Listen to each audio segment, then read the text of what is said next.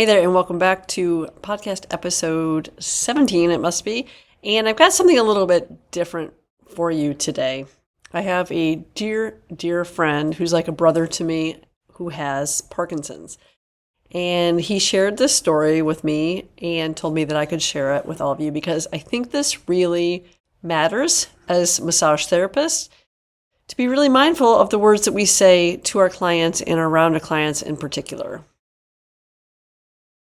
This is called The Old Fat Guy Had to Pee. The following is a true story. I share it for two reasons. One, I never really understood the reality of body shaming until now. Two, if more of us share these experiences, maybe they will happen less. Let me start by saying I know this will appear to be a silly example. I don't in any way want to imply that my experience comes anywhere near the sort of trauma that many other people have experienced, especially women.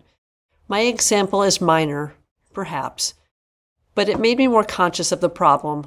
Perhaps it will do the same for others. Okay, here it goes. Recently, I was receiving a massage at one of the big chain massage franchises. This was not by choice, but by necessity. Context. Normally, I see one of a very few deep tissue massage specialists. These practitioners are the only ones that can really provide the kind of therapeutic massage I need. The kind that helps release chronic pain and muscle spasms caused by Parkinson's. But every now and then, I have the need of immediate help, and my usual therapists are all booked up. If the pain is bad enough, I will drag myself into one of those massage franchise places and hope for the best. On this fateful visit, things started off well enough. My therapist seemed warm, friendly, and competent. Mid-massage, though, I realized I had forgotten to visit the restroom before we started.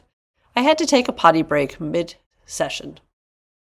I told my therapist, apologizing profusely, and she got me a bathrobe and told me to not worry. It happens all the time, she said. When I had made my trip to the facilities and was on my way back to the massage room, just as I was about to round the corner, I heard my therapist laughing with a coworker. "Aw, the old fat guy had to pee. At least he didn't do it on the table." The sound of disgust in her voice pierced me. She and her coworker laughed again. I coughed and came around the corner. The skin on my face felt hot and flushed. I was embarrassed, humiliated, and angry. I told the therapist we were done. I quickly got dressed and left. And I have never been back to that place. I have a hard time admitting this, but I have been too intimidated to even call the place and lodge a complaint, as if I had done anything wrong. And until now, I have never shared this story with anyone, ever. Even now, the incident makes me flush with shame and anger. Why? Up until that day, I believed massage therapists were all professionals and were above such things. To suddenly find myself the object of judgmental and open mockery, especially by someone whom I had trusted, was shocking, dehumanizing. This moment comes to me back now every time I receive a massage. I don't have a great conclusion to say this, except for this. You don't know the power of your words. They can hurt for a long time after you speak them. Be careful with the hearts of other people.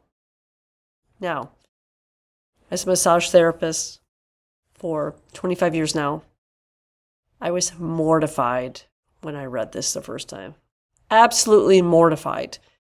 We are taught as massage therapists that our clients come to us with trust, with vulnerability, and we are not to take advantage of that.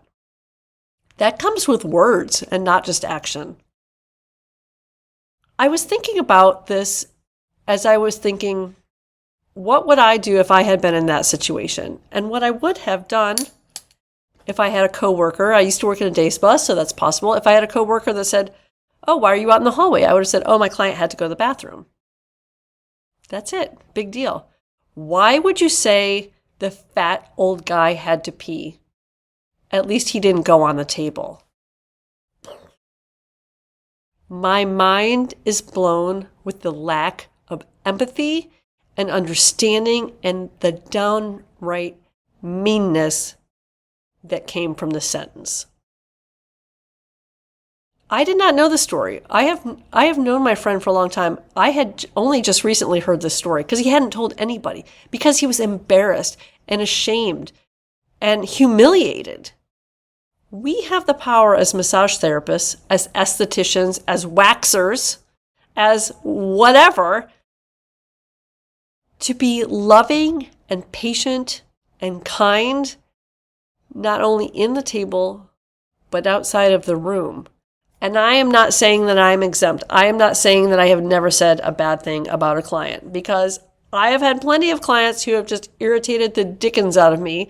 And I know I've said something to my husband or to another massage therapist as a counseling type of session, not in a hallway, and not to be rude or nasty, only because I was expressing my frustration and irritation. And I think there's a big difference.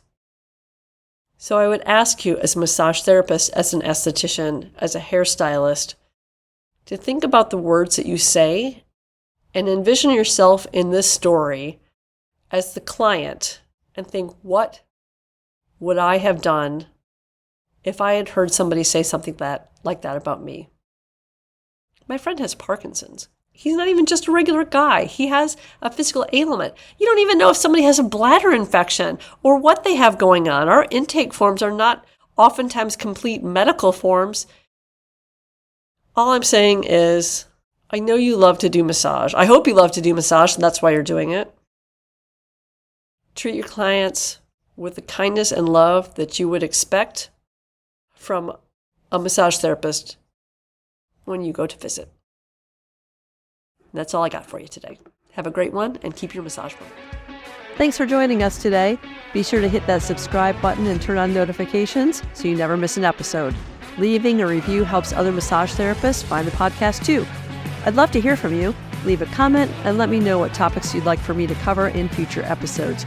Your feedback is as valuable to me as massage is to your clients. Take care, stay inspired, and keep embracing your massage momentum. We will catch you in the next episode.